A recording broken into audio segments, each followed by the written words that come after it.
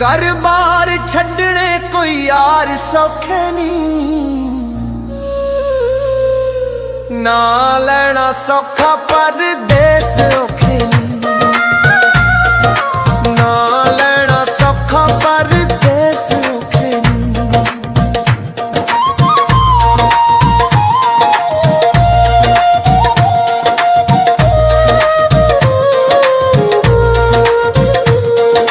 वतना दी नहीं हो सानू याद भुलदी, अगों हुंदा यार जदों अख खुलदी।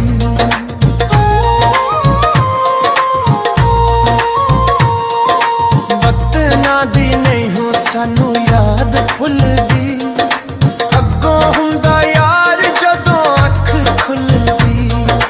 वेले साडे नाल किते बड़े धोखे नहीं, ना लेना सौखा परदेस औखे नहीं, ना लेना सौखा परदेस औखे नहीं।